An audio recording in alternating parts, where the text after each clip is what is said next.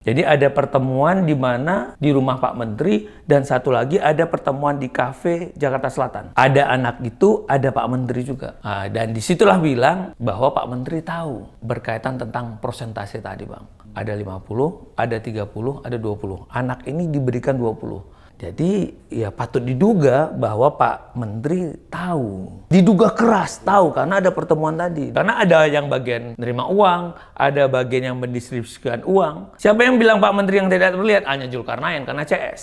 Sohib, lu pasang badan. Nanti kalau apa-apa kita backup, kira-kira gitu. Bahkan boleh disuarakan dalam pengadilan bahwa ada keterlibatan Pak Menteri.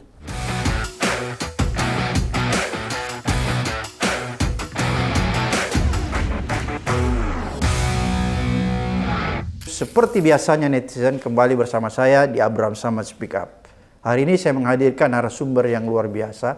Ini sahabat kita semua. Dr. Asmi Saputra, ahli hukum pidana Universitas Trisakti. Assalamualaikum. Waalaikumsalam. Sehat Bung Asmi? Alhamdulillah sehat. Abang gimana? Seri-seri. Alhamdulillah. Siap. Bung Asmi. Yuk. Ini kan lagi-lagi soal judi online yang rupanya benar-benar menyentuh institusi negara. Oke. Bukan lagi kabar burung. Faktanya, kenapa saya bilang faktanya, beberapa mantan pegawai Kominfo yang ditangkap dan sementara ini sedang diadili di Pengadilan Negeri Jakarta Selatan ya.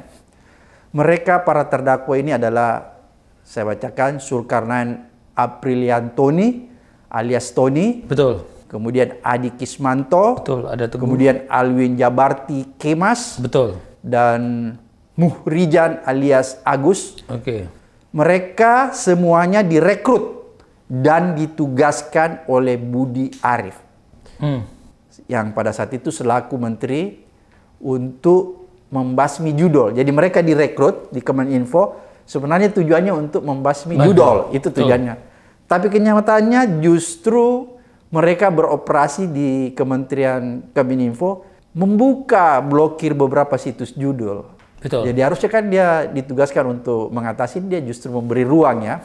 Sehingga aplikasi kemudian situs-situs itu bisa kembali diakses karena dia membuka. Dari aksi mereka mengaku mendapat fee yang terkumpul dari para pemilik situs judul sebanyak 15,3 miliar lebih. Lumayan nih. Yang ketahuan. Ya, yang ketahuan, betul. Ketahuan.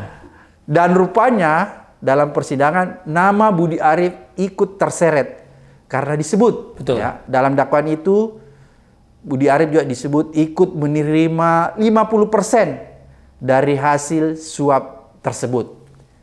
Sebagai ahli hukum pidana nih, menurut Bung Asmi, apa yang sedang terjadi nih? Ya, kalau bicara tentang pidana berarti kan kita akan melihat perbuatan dan keadaan, Bang Samad. Oke.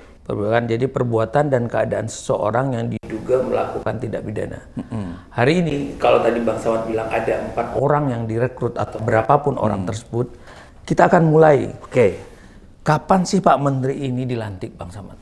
Karena kan berkaitan tentang tugas pokok kewenangan. Karena orang itu baru bisa punya kewenangan itu nanti kan setelah dia dilantik, atas ada legalitasnya. Kalau kita lihat 17 Juli 2023 dilantik oleh Pak Jokowi pada waktu itu. Jadi Jokowi yang lantik ya? Ya, jadi 17 Juli tahun 2023 di masa-masa akhir jabatan Pilpres pada waktu itu terjadi penggantian menteri. Karena kan Budi Ari ini ketua Projo ya, relawan. Salah satu ketua Projo dan segala macam, terus dia diberikan kesempatan lah untuk di masa akhir Pak Jokowi pada waktu itu jabatan menteri. Terus karena menteri sebelumnya juga mungkin ada permasalahan atau digeser dan segala macam. Setelah itu kita lihat beliau masuk mungkin sekian bulan, dia lihat ini ada apa nih di kementerian saya ini, ada kewenangan apa, gitu kan? Apakah ada proyek pembangunan, apakah ada proyek pengadaan? Salah satunya adalah untuk memfilter, situs, memblokir ya? Ya, juru kunci. Penting ini. Jadi dia harus tutup ya? Ya, juru kunci bisa kapan pintu dibuka, kapan pintu ditutup. Jadi dulu, jadi Kementerian Kominfo ini adalah kunci untuk bisa membuka situs keran. itu? Ya, dan kapan juga bisa ditutup. Luar biasa. Ada dua nih, Anda mau hidup ya saya buka, Anda mau mati usaha Anda, saya tutup. Oke. Salah satunya pada waktu itu adalah judi online. Kita tahu Bang, pasar di Indonesia cukup besar. Mulai dari ibu-ibu, tukang ojol, segala macam. Kalau 10.000 aja pemain, tapi ada jutaan bagaimana?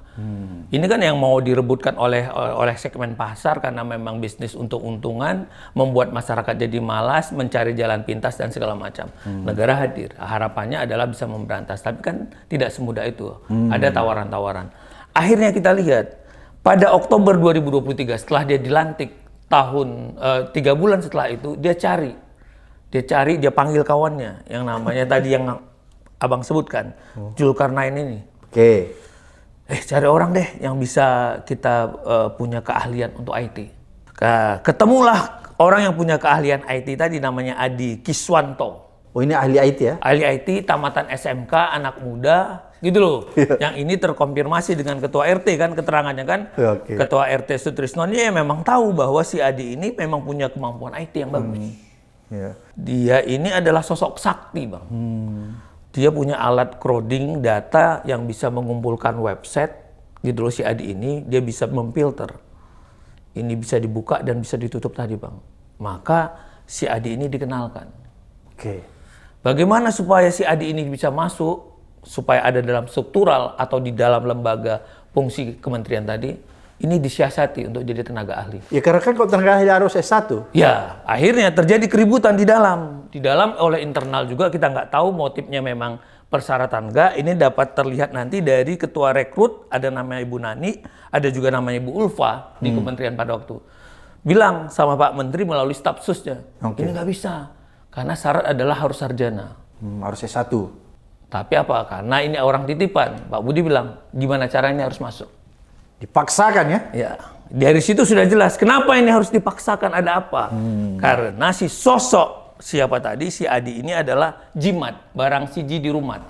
Ya kan, barangnya satu tapi harus di rumah ini kan. Karena si Adi punya alat atau dia mengerti untuk mensetel si website mana yang memang harus difilter, Bang. Kita tahu kan kira-kira ada 1.000 Bang yang mereka buka, Bang.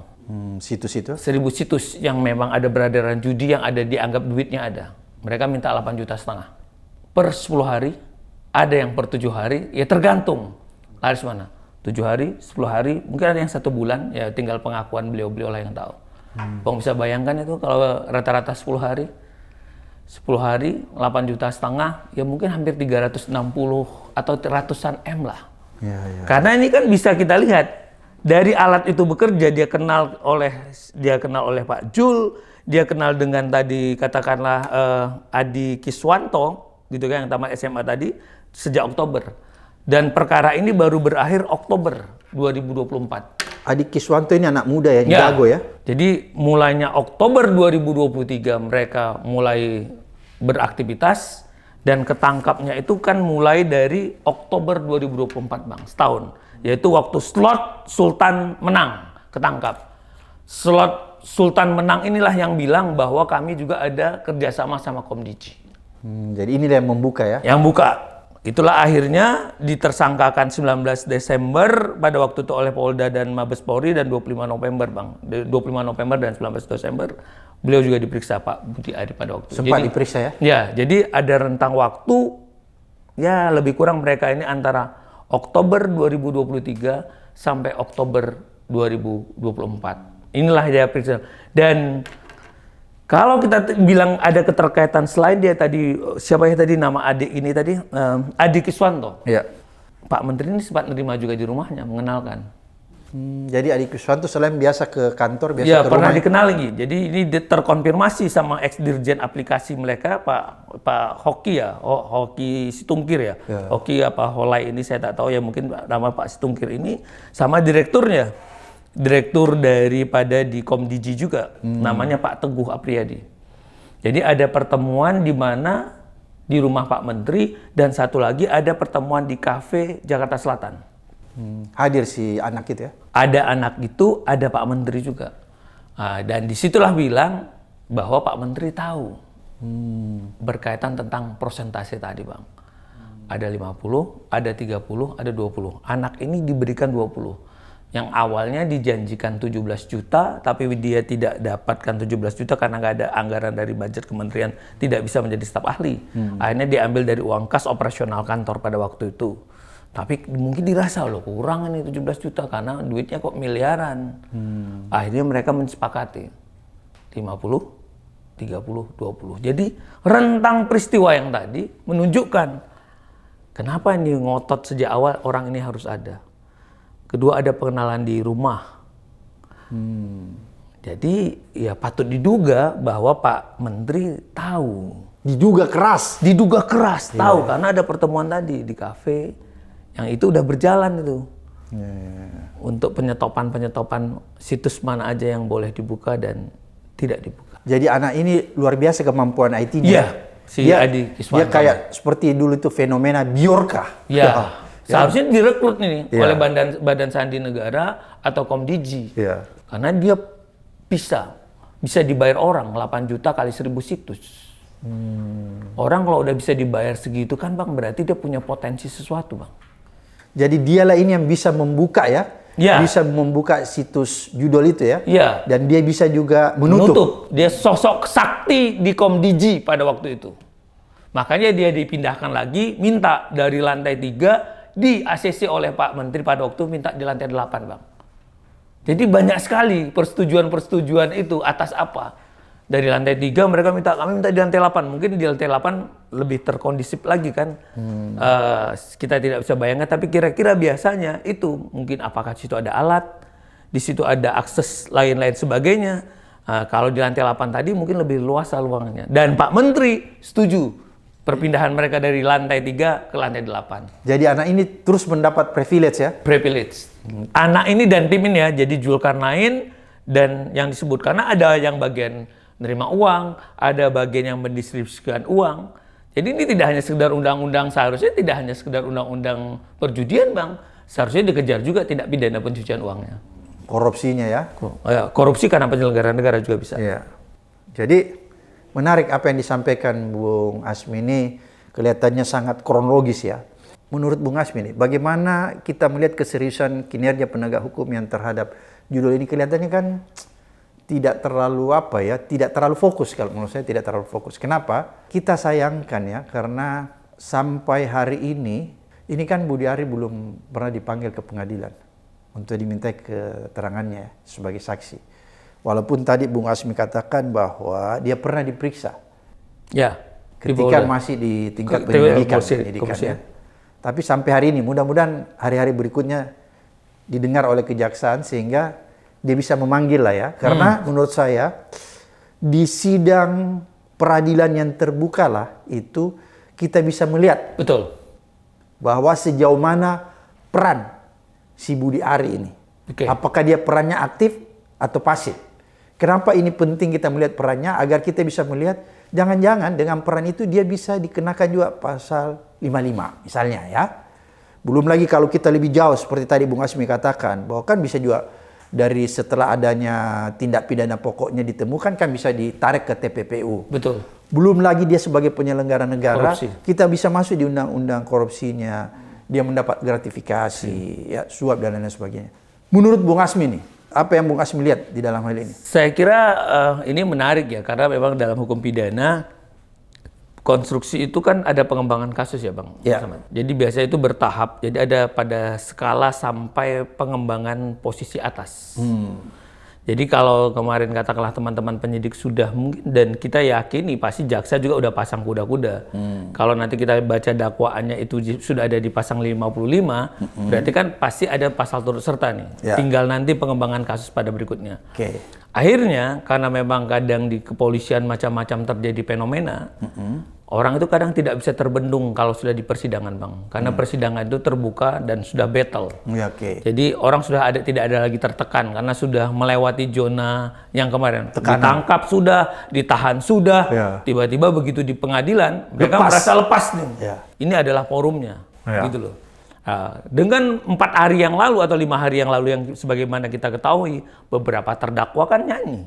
Ya, mulai. Nyanyi kan, Ya. ada terdakwa yang nyanyi, ada yang menyatakan Pak Menteri tidak terlibat. Siapa yang bilang Pak Menteri yang tidak terlibat? Hanya Zulkarnain karena CS. Sohib. lu pasang badan, nanti kalau apa-apa kita backup, kira-kira gitu. Iya. Sedangkan keterangan-keterangan yang lain, ini menunjukkan kira-kira persentase 51 atau 52%-nya Pak Menteri tahu. Jadi sebagian besar saksi menyorotin Bahwa nggak mungkin kami dikasih privilege yang tadi. Kami bisa berjalan sekian lama. Dan dia tahu kan judul-judul yang mana tadi berpotensi. Ada 1000 situs. Ya. Gitu loh. Bisa pindah dari lantai 3 ke lantai 8. Ada pertemuan di kafe dan segala macam. Untuk apa? Nah, kan itu juga menunjukkan kan. Berarti kan ada bensusnya lagi kan, bendera khusus yang dia bentuk kan. Ya. Ya kan ada bensus kan, Ya, siapa ya. tuh, si Alwi atau si Muhrizannya lah. Pokoknya orang-orang yang memang dia rekrut tadi. Bukan bendahara di kementerian. Bukan, koordinator kumpulin duit Iya, bang. ya, kumpulin. Namanya bensus bang. Bendara khusus. Rusak negeri ini ya. Dalam kementerian ada ditunjuk bendara khusus ya, ngumpulin duit. Rusak betul negeri ini. Nah, ini orang-orang dia kan, dan juga ada yang bagian yang mengalirkan dana tadi. Karena dicuci nih, supaya nanti ya makanya nggak akan pernah ketemu dengan Pak Menteri dong. Uang udah bersih kok, gitu loh bang. Nah jadi ya seperti yang tadi kita sampaikan, ya saya yakin ini akan terus berkembang. Ya secara politis mungkin juga Pak Prabowo pasti akan melihat gitu loh. Kalau ini kira-kira apakah memang nanti akan pengganti, ya ini adalah prerogatif beliau. Tapi saya menduga nih kayaknya adalah seperti tali itu udah diikat ke leher beliau gitu loh bang.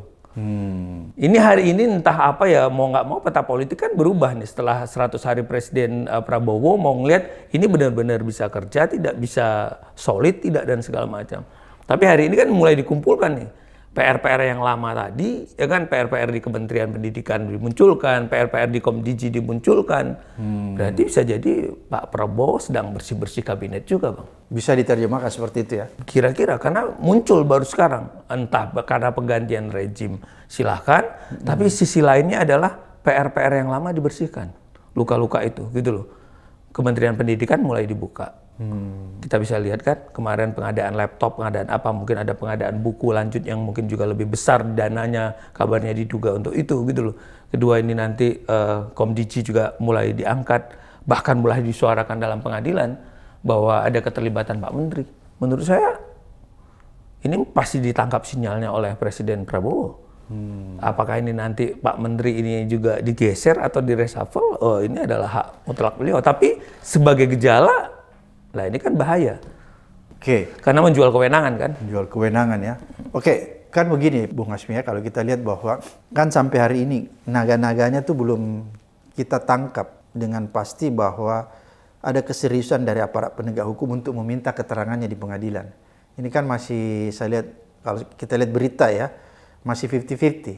Harusnya kan kalau kita melihat jalannya persidangan, melihat fakta-fakta ya, fakta-fakta peristiwa, kan tidak ada alasan nih bagi kejaksaan misalnya atau pengadilan untuk tidak menghadirkan Budi Ari, menurut saya, untuk bisa diminta keterangannya, karena dengan dihadirkannya Budi Ari ini kan bisa membuka semakin terang apa yang sedang terjadi di Kemenminfo Digi.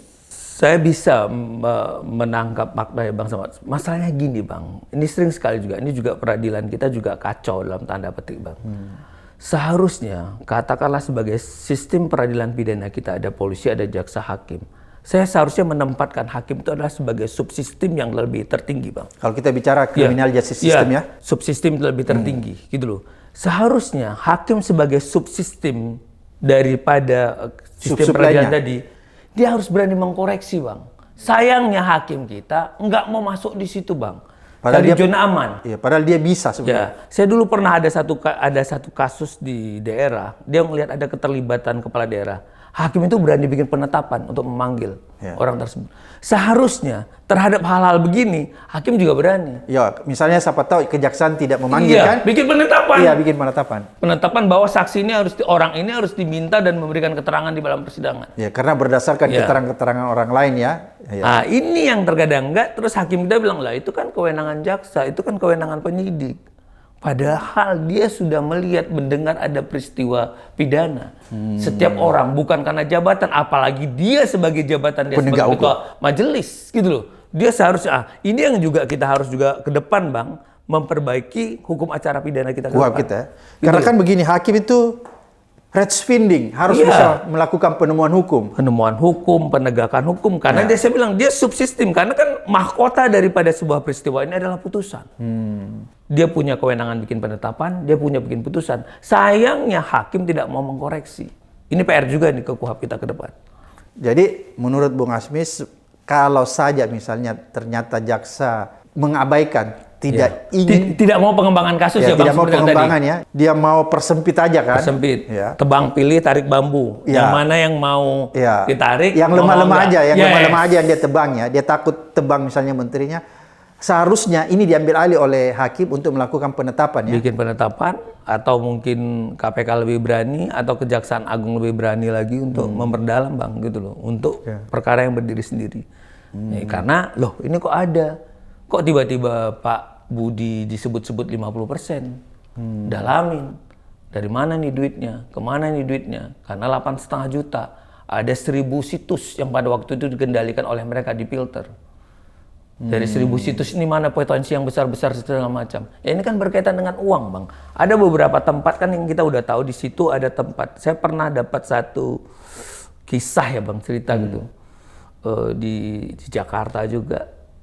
Pemilihan RT aja bisa jadi politis. Karena apa? Di tempat situ ada fiber optik, Bang, yang diamankan sinyal. Oh, lewat Pengamanannya sendiri langsung ke lewat wilayahnya ya. wilayah dia. Iya, iya. Dan itu untuk apa, Bang? Ada sesuatu. Iya, iya.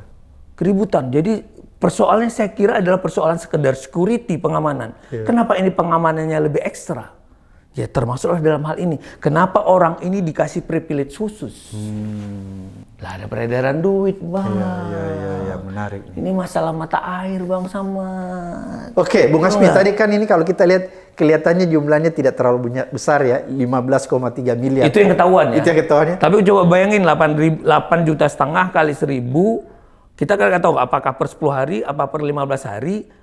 Ya kan, dalam jentang waktu antara Oktober 2023 sampai Oktober 2024, 1 tahun, Bang. Ya. Itu kalau setor 8,5 kali itu tuh angkanya bisa ratusan juta, antara 200 atau 300 M, Bang. Jadi harusnya kalau kejaksaan lebih serius, ini lebih besar uang yang bisa ditemukan ya. Iya. Kerugian yang bisa ditemukan ya. Makanya dicari TPPU-nya, mereka nukarnya di mana, money changer-nya di mana, cara penukaran-tukarannya ya dari bendara khususnya tadi, Bang, Bensusnya. Ya. Tapi ini belum dilakukan ya. Belum. Oke, Bung Asmi, apa nih yang Bung Asmi lihat dari perkara ini? Apa sih sebenarnya yang terjadi sehingga sampai detik ini kelihatannya kejaksaan belum terlalu serius ingin memanggil menteri untuk ada di presiden? Apakah karena peran Pak Jokowi yang masih dominan? Walaupun sebenarnya Pak Jokowi sudah lengser jadi presiden, tapi fakta memperlihatkan kepada kita semua bahwa Jokowi masih kuat, cawe-cawe. Apalagi kalau berhubungan dengan penegak hukum. Misalnya berhubungan dengan Parcok, aparat penegak hukum yang lain. Orang mengatakan, wah ini Pak Jokowi kan masih kuat walaupun dia sudah nggak jadi presiden. Apakah faktor Pak Jokowinya masih kuat sehingga Pak Budi Ari itu masih tidak bisa dipanggil untuk dimintai kesaksiannya? Kalau ngelihat kejaksaan hari ini, tampaknya kan kejaksaan berani, Bang. Kelihatannya dari luar. Kelihatan kalau kita lihat kejaksaan mereka tidak terpengaruh. Oke. Bahkan sampai hari ini Presiden membackup dengan pengamanan TNI. Artinya kan sebenarnya tidak ada keraguan. Harusnya ya. Untuk itu, gitu loh. Satu mungkin apakah ya kalaupun dibilangkan alasan klasik tapi memang menjadi prosedural. Orang harus untuk mendudukkan orang itu karena memang ada upaya mereka nggak mau repot, keteter nanti prapit, dia harus meyakini bahwa 2 alat bukti itu ada. Harus terpenuhi dulu. Ya, kalau ada 2 alat bukti ini sudah terpenuhi, terus ternyata teman-teman memang mengabaikan dan tebang pilih tadi, patut untuk kita bilang berarti ada kekuasaan di luar hukum yang mempengaruhi itu. Tapi kalau mereka belum menemukan itu, tentu mereka akan mendalami lebih jauh lagi untuk menelusuri, meneliti sampai menemukan peristiwa itu, Bang, gitu loh. Ini yang menurut saya terlepas ada irisan-irisan kekuasaan yang lain, memperpanjang jabatan lain tentunya kan. Sebenarnya kita bisa lihat sih, tidak hanya itu. Sewaktu diperpanjang jabatan-jabatan itu kan karena sebagai upah balas atas sebuah kontrak politik, Pak. Ya. Kita bisa lihat kan, diperpanjangnya usia-usia pada jabatan-jabatan strategis pada tinggi negara, itu adalah bagian daripada konsekuensi. Orang ini masih loyalitas atau tidak. Orang ini pakai dedikasi tidak. Makanya sebenarnya tidak boleh. Kenapa itu dibatasi? Supaya ada regenerasi, Bang. Di bawah ini. Termaksud tidak ada titik macet di internal. Kasihan kan, banyak juga yang mau jadi jenderal, Bang. Banyak juga yang mau jadi karir. Banyak juga yang mau jadi petinggi-petinggi itu. Di ASN pun demikian ya. Jadi di internal mereka juga, kalaupun akhirnya kebijakan kepala negara itu memperpanjang jabatan, katakanlah umur. Ya, jabatan usia umur supaya tidak bisa pensiun atas jabatan-jabatan strategis, entah itu Panglima TNI, entah itu adalah Kepala Kejaksaan Agung, entah itu adalah Kapolri. Macet. Ini juga adalah bahaya, macet di dalam. Macet di tingkat bawah ya? Iya. Nggak bisa menembus ke atas. Titik macet inilah yang menjadi persoalan-persoalan kita yang semakin kompleks. Gitu loh. Mereka nggak punya kewenangan, mereka nggak punya karir, mereka tidak diberikan kesempatan. Ya kita seperti mengadu anak bangsa ini gitu loh. Akibat itu tadi, kepala negara cocok nih sama ini, kepala negara cocok sama ini, nggak bisa kayak gini. Like in the slide ya? Ya nggak bisa yang kayak gini nih.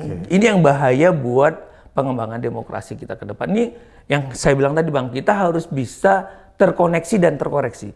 Forum kita ini kita terkoneksi dengan masyarakat kita, dengan audiens yang mendengar kita terkoneksi. Tapi kita juga siap untuk dikoreksi. Jadi kita makin berbenah, makin belajar, makin mengetahui di mana sih letak tersumbatnya, di mana sih letak macetnya, gitu loh, Bang. Kalau nggak tuntas-tuntas, Bang. Bung Hasmi, kalau kita lihat ini kejahatan judul ini kan luar biasa ya. Karena menyentuh lapisan masyarakat sampai bawah. Umur juga, umur paling bawah kena. Menurut Bung Hasmi, kalau ini tidak diselesaikan secara tuntas ke akar-akarnya, apa yang bakal terjadi nih? Kalau judul ini masih terus dibiarkan bisa beroperasi seenaknya karena ada dukungan dari oknum-oknum aparat. Kira-kira gimana nih, Bang? Ini kan seperti dua sisi antara telur dan ayam, Bang. Gitu loh. Kenapa kita bilang? Satu sisi, Bang, orang mau jadi pejabat yang biaya politik yang mahal. Perlu cari duit, Bang. Cari duit yang gampang ini salah satunya judol, Bang, di luar tambang, narkoba, yang kira-kira hal-hal yang karena kali yang kita bilang tadi segmen pasarnya begitu besar. Ini adalah sisi yang lain. Jadi judul ini sama dengan narkoba ya? Iya, pejabat-pejabat tertentu yang memang mau cari jalan pintas dan rakyat kita mau di dalam tanda petik mau dibohongi. Kalau saya bilang ini adalah area penipu kena tipu. Jadi yang main kena, yang untung sih pasti bandar. Tapi kalau pemain udah pastilah. Pasti kalah. Anda kalah, Anda tertipu. Ya, gitu itu pasti. Kan? Pasti. Jadi kalau judi itu yang menang cuma bandar ya? Bandar yang pintar, gitu loh. Kan ada liriknya lagu Bang Omau berkali-kali dulu kan, judi itu ya kalau Anda menang ya awal dari kekalahan, ya kan, kira-kira gitu. Jadi yang menang itu adalah bandar. Kembali ke yang tadi, Bang, kita lihat fenomenanya. Salah satu mendapatkan uang ini dari slot yang namanya judi, Bang. Di mana-mana. Di mana-mana semua mafia segala macam. Makanya Bang bisa lihat nanti, ya lihat aja siapa yang menguasai IT, siapa yang menguasai segala macam. Itu pasti ada putaran uang yang ada di situ, Bang. Jadi kalau ada pejabat-pejabat tertentu yang dia punya sinyal sendiri, akses sendiri, ya kan, berkaitan tentang akses digital dia tadi, ya kita bisa bayangkan itu. Dia pasti ada sesuatu, Bang, di situ, Bang. Gitu loh. Nah, terus apa bahaya kepada masyarakat? Ya rusak dong, Bang. Masyarakat kita semakin malas memilih jalan instan, hanya untung-untungan saja, gitu loh. Karena dia berharap 10.000 yang seharusnya dia bisa beli beras, kebutuhan dasar, dia pertaruhkan, Bang. Ini kan bahaya. Dia berharap dengan 10.000 saya judi, nanti saya dapat 150.000 atau 200.000. Yang ada apa? Zong. Beras nggak dapat, ini apa, akhirnya bikin kejahatan baru, ngutang baru, kriminalitas baru, ribut dalam rumah tangga, ribut dalam komunitasnya. Akhirnya apa? Kualitas masyarakat kita ya jadi rendah, Bang. Mereka menghabiskan waktu untuk di situ menghitung-hitung saja. Padahal waktu itu kalau dia kerjakan untuk produktivitas kan lebih bagus. Ini cuma kutak-katik HP untuk main judol. HP, judol, kutak-katik mimpi segala macam. Ya harus sekonkret apa kegiatan kita. Karena ini jadi malas masyarakat. Jalan-jalan instan tadi bikin pintas bang gitu loh. Akhirnya biasa di mana judol pasti ada pencurian, pasti tinggi penipuan. Gas-gas tabung ibu-ibu diambil lah, ayam orang diambil lah segala macam dari bawah untuk beli yang namanya judol tadi bang. Jadi mau tidak berakibat dampak kejahatan judol ini akan berdampak. Ujungnya apa? Ya negara kita habis bang. Terlalu lemah kadernya bang, terlalu lemah sumber dayanya bang gitu loh. Ya kita mau bangun kedaulatan negara bagaimana dengan rakyat kita yang tadi berpikirnya sudah dirusak bang, cara berpikirnya, mentalnya rusak. Ini yang menjadi keprihatinan kita bersama yang mau nggak mau kita harus ingatkan anak muda gitu loh. Generasi, kita harus ingatkan semuanya gitu loh. Dan kita ingatkan siapapun pejabat atau siapapun yang kira-kira mau backup ini udahlah. Kalau memang Indonesia ya, kalau memang mau merah putih. Tapi kalau enggak ya nggak usah kita cerita tentang merah putih. Bung Hasmi, ini kan kalau kita lihat ya kejadian judol ini yang sekarang kasusnya sedang bergulir di pengadilan, ini kan masih samanya Jokowi jadi presiden kan? Kalau kita coba lihat ya, menurut Bung Hasmi nih. Saya tidak bisa bilang itu pada fase dia bang, bisa jadi judi-judi ini memang sebelumnya memang sudah ada. Jadi gitu sebelum Jokowi juga sudah ada. Sebelum Pak Jokowi mungkin sudah ada, tapi mungkin dengan berbagai fase dan berbagai karakteristiknya masing-masing.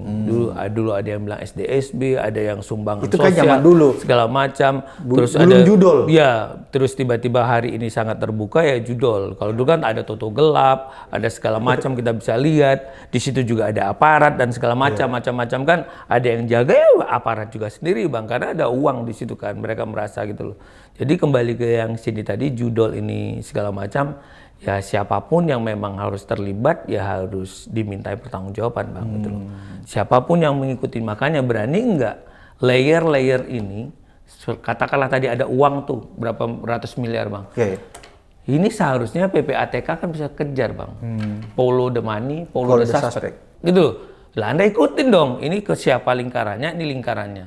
Ya karena kan ini juga sudah pernah disampaikan PPATK kan? Iya, kalaupun memang ternyata sampai ke katakanlah ke tingkat pimpinan negara kita, ya ini dong harus clear. Gitu. Jangan ditutupi ya. Nah, karena kita kan belakang ini yang tadi bang tarik kan cuma di layar ke-3, layar ke-4, Anda pasang badan ya, kok jadi tumbalnya ya. Nanti aku yang di luar gimana caranya membantu, jangan bunyikan. Nah ini yang bikin persoalan-persoalan kita tidak tuntas bang gitu loh. Kita kalau memang mau ya kita tuntaskan. Mau narkoba, mau judi, mau tambang, kan sering sekali. Itu hanya pada lapisan-lapisan 3 dan 4 bang. Iya, karena kan menarik tadi Bung Hasmi sebut-sebut PPATK ya. Kalau laporan PPATK itu hari yang pernah disampaikan di DPR, dia menyatakan bahwa sebenarnya ratusan triliun uang yang beredar dari judol. Padahal kan tadi kalau kita lihat itu yang sempat terekam oleh kejaksaan kan cuma 15,3 miliar ya, yang jadi persoalan ya.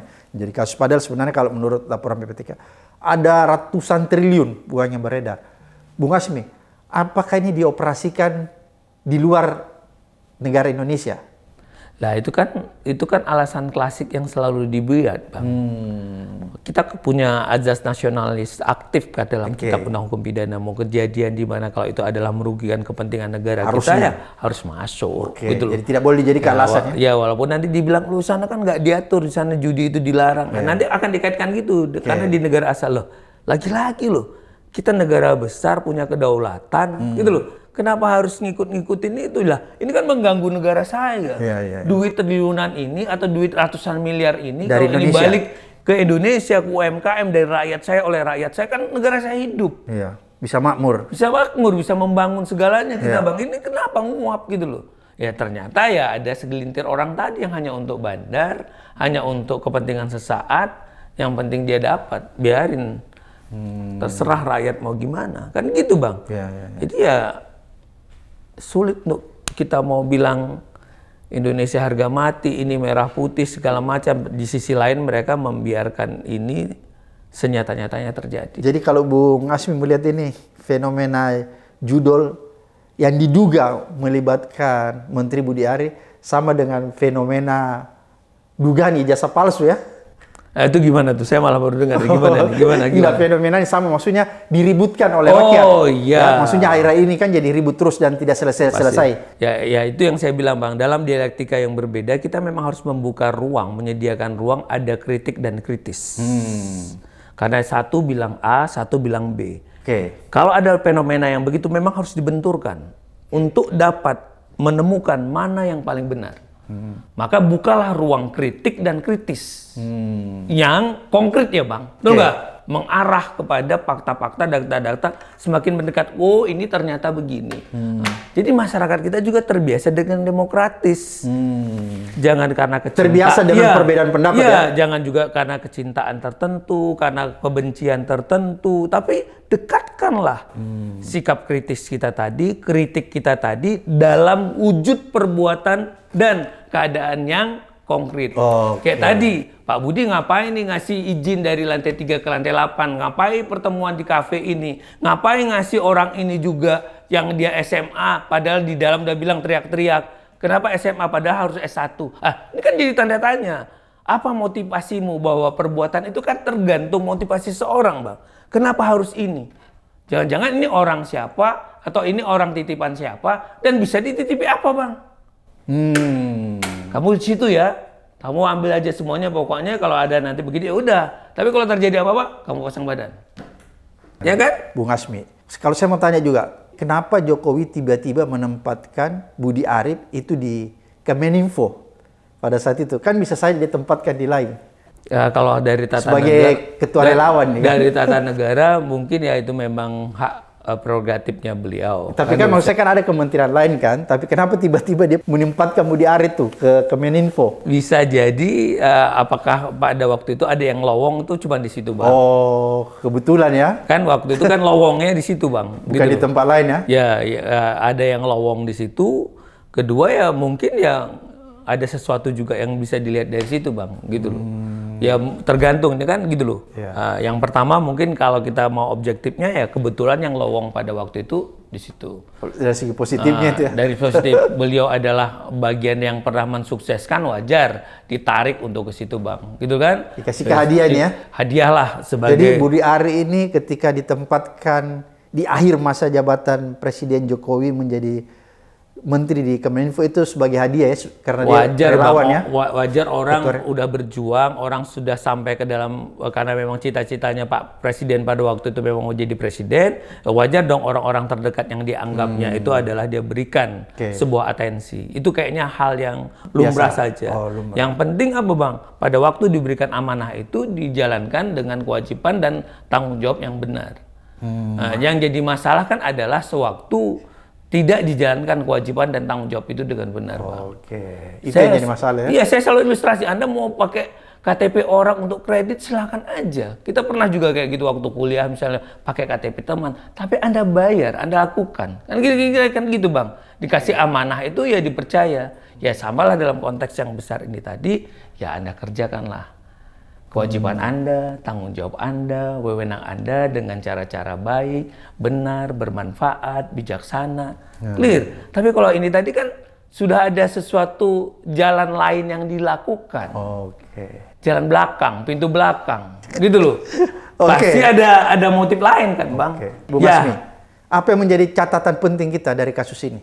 Catatan penting kita ya kita memang harus terus berbenah, kita tidak boleh lelah, Bang. Dan harus diteruskan, dikembangkan kasus ini harus dikembangkan kasusnya. Jadi jaksa ataupun penyidik Mabes Polri maupun penyidik Polda, ini ada bahan fakta dalam persidangan yang terungkap bahwa ada keterlibatan orang lain yang melakukan perbuatan atau keadaan yang memang melawan hukum, maka kalau orang itu sudah ada perbuatannya, maka dapatlah dimintai pertanggungjawaban pidana.